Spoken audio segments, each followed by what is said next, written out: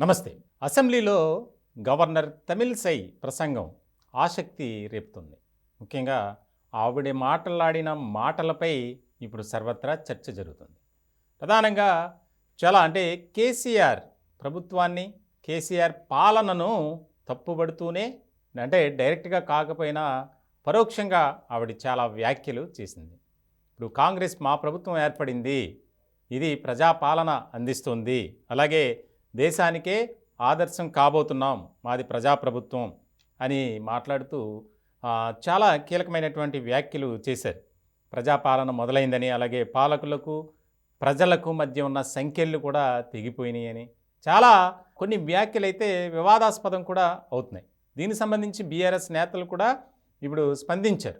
చాలామంది మాట్లాడినటువంటి క్రమంలో కడియం శ్రీహరి కొన్ని కీలకమైనటువంటి వ్యాఖ్యలు చేశారు. ఖచ్చితంగా కాంగ్రెస్కి అనుకూలంగా మాట్లాడుతున్నారు, కాంగ్రెస్ పాట పాడుతున్నారు అనేది ఆయన మాట్లాడారు. అంటే గతంలో పరిస్థితులను కనుక మనం గమనిస్తే బీఆర్ఎస్ పార్టీ అధికారంలో ఉన్నప్పుడు ఆ పార్టీ మధ్య, అలాగే ఆ పార్టీ నేతలు గవర్నర్ మధ్య అంతర్గత విభేదాలు, వివాదాలు, కుమ్ములాట్లు చాలా ఉన్నాయి.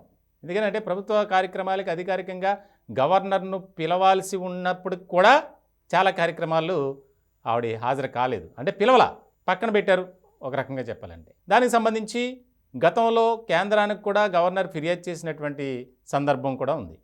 ఇప్పుడు తాజాగా అసెంబ్లీలో గవర్నర్ మాట్లాడినటువంటి మాటలు ఇప్పుడు చర్చనీయాంశమైంది. అలాగే ఇద్దరు ప్రముఖ కవులకు సంబంధించినటువంటి కొన్ని తెలుగు పదాలను కూడా ఆవిడ మాట్లాడారు. అంటే ముఖ్యంగా పద్యాలు. ఆ చల్లని సముద్రం గర్భం దాచిన బడబానలమెంతో, ఆ నల్లని ఆకాశంలో కానరాని భాస్కరులెందరో అంటూ ఆవిడ మాట్లాడిన విధానం చూస్తే బీఆర్ఎస్పై ఎంత వ్యతిరేకత ఉంది, ఆవిడ ఎంత అసంతృప్తిగా ఉన్నదనేది మనకి స్పష్టంగా అర్థమవుతుంది. ఇప్పుడు ఈ కాంగ్రెస్ పార్టీని ఒక రకంగా చాలా బాగా పరిపాలిస్తుంది, మా పార్టీ అంటే మా ప్రభుత్వం అధికారంలోకి రాగానే 2 గ్యారంటీలు అమలు చేస్తుంది, ఇది ప్రజాపాలన అందించే ప్రభుత్వం, మా ప్రభుత్వం దేశానికే ఆదర్శం కాబోతుంది అని చెప్తూ కాంగ్రెస్ పార్టీ అలాగే రేవంత్ రెడ్డికి ప్రత్యేకమైనటువంటి ధన్యవాదాలు, శుభాకాంక్షలు తెలియజేశారు. ఇప్పుడు గవర్నర్ వ్యాఖ్యలపై ఆసక్తికరమైనటువంటి చర్చ జరుగుతుంది. ఎందుకనంటే ముఖ్యంగా గత కొంతకాలం నుంచి మనం చూసాం, బీఆర్ఎస్ పార్టీ అధికారంలో ఉన్నప్పుడు గవర్నర్ కొంత ముభావంగా ఉన్నారు.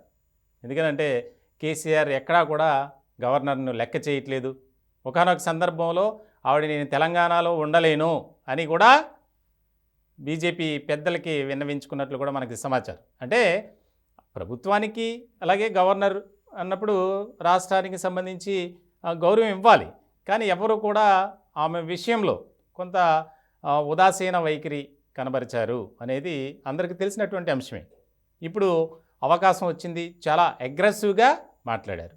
అంటే ప్రజాపాలన ఇప్పటి వరకు లేదా, మేము ప్రజల కోసం పని చేయలేదా అని బీఆర్ఎస్ నేతలు అంటే కాంగ్రెస్ దానికి భిన్నంగా మాట్లాడుతున్నారు. ఎందుకంటే చూశారు కాబట్టే గవర్నర్ ఆ రకంగా మాట్లాడుతున్నారు. దీంట్లో పార్టీనో లేకపోతే ఒక కలర్ని తీసుకొచ్చి దయచేసి దాన్ని ఇది చేయొద్దు, ప్రచారం చేయొద్దు, వైరల్ చేయొద్దు అనేది ఒక రకమైనటువంటి ఇండికేషన్ ఇస్తున్నారు కాంగ్రెస్ నేతలు. మొత్తానికి గవర్నర్ మాట్లాడినటువంటి మాటలను ఇప్పుడు చూస్తే కనుక తెలంగాణ వ్యాప్తంగా పెద్ద చర్చ జరుగుతుంది. ఇటు రాజకీయ వర్గాల్లో, సామాన్య ప్రజల్లో కూడా. మాది ప్రజల పాలన, ప్రజాపాలన అందిస్తుంది, దేశంలోనే మా ప్రభుత్వం ఆదర్శం కాబోతుంది, ప్రజలకు పాలకులకు మధ్య ఉన్నటువంటి సంఖ్యలు తెగిపోతున్నాయి, నియంతృత్వ పాలన పోయింది. ఇది చాలా కీలకమైనటువంటి వ్యాఖ్యలుగా భావిస్తున్నారు అక్కడ ఉన్నటువంటి ప్రజలు. అలాగే ముఖ్యంగా రాజకీయ వర్గాల్లో చర్చ జరుగుద్ది సాధారణంగా ఇలాంటి వ్యవహారం జరిగినప్పుడు. మొత్తానికి చూడాలి ఈ వ్యవహారం ఎక్కడి వరకు వెళ్తుందనేది.